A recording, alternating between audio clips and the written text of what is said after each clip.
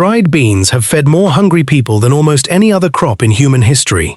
Long before refrigerators or grocery stores, a family could keep a sack of beans in a dry corner of the house for a year or more and still have something to cook when everything else ran out. Archaeological evidence points to bean domestication in Mesoamerica and the Andes, going back roughly 7,000 to 8,000 years. And from there, the crop moved along trade and migration routes into nearly every cuisine on Earth. One quirk surprises a lot of home cooks. Beans don't age like wine.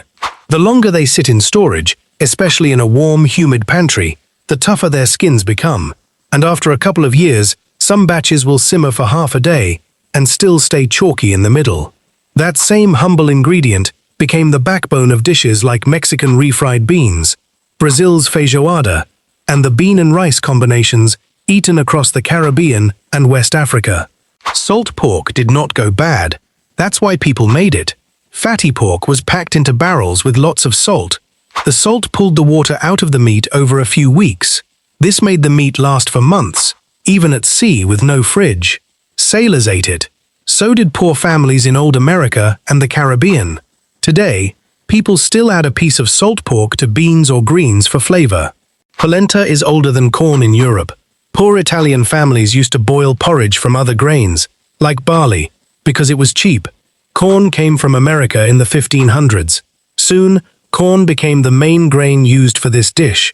But there was a problem. Families who ate mostly corn got very sick, because corn is missing some nutrients the body needs. This sickness was common in poor towns for a long time.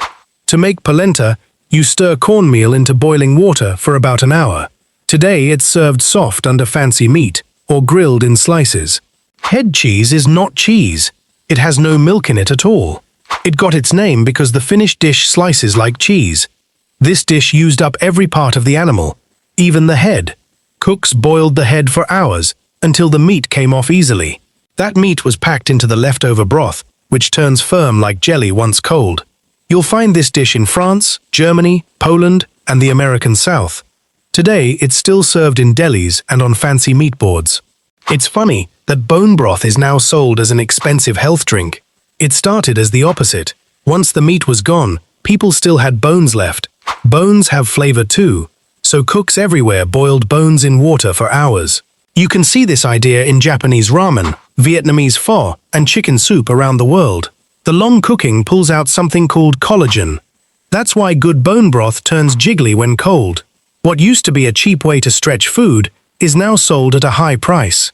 Lard wasn't a preference for most of history. If you were cooking and you weren't wealthy, lard was simply what fat meant. Butter cost too much, and oil was hard to come by, so a crock of smooth white fat sat within reach in nearly every kitchen. Pork fat, especially the kind surrounding the kidneys, was slowly rendered down, strained clean of solids, and poured into containers where it firmed back into a solid block.